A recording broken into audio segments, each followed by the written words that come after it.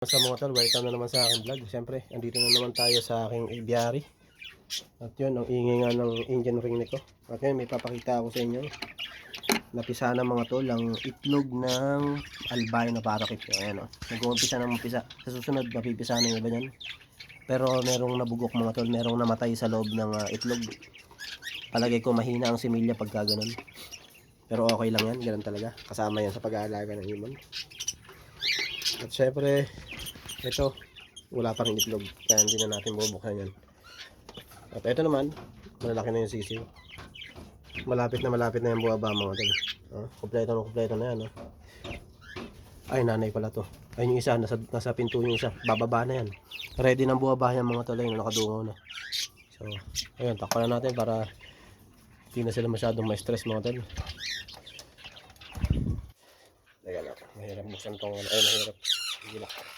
Ayun, yung mga lovers ko, yung pa rin naman pinches. Malas tayo sa pinches mga tol, nawala yung mga sisiw. Baka sinubasta na nila yung mga sisiw niyan, pero okay lang yan. Ganun talaga. So ayun, okay naman yung mga ibon natin mga tol.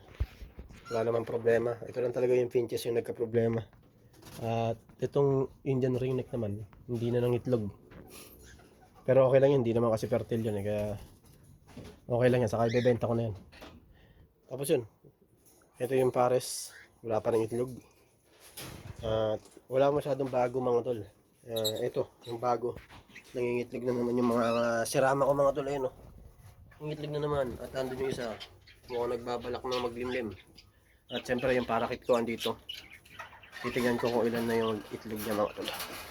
Sisilipin ko lang. Baka sabihin na naman ng iba binubulabog ko yung ibon. Ibon ko to yung ating itlog. 3 piraso lang itlog mga tol. Bali total of 6 kasi nandito yung 3 Ilagay ko rito yung 3, nililimlim na at buhay naman lahat. So yun, okay naman yan. Balik na natin sa pwesto na madilim para madiliman siya. Kasi ayaw niya ng maliwanag mga tol. Ayan. Temporary lang naman yan mga tol. Ito talaga yung pinakapinto ng nesting. Ito yung mga tol. Pinto yan dito. Ayun, nakita niya. Ayun yung para sa pugad talaga. So yun lang mga tol. Wala naman tayong masyadong update pa. Ito baka ibenta ko na rin to. Hindi na muna ako magbibreed dyan ng pinches kasi kawawa lang, namamatay yung mga sisiw.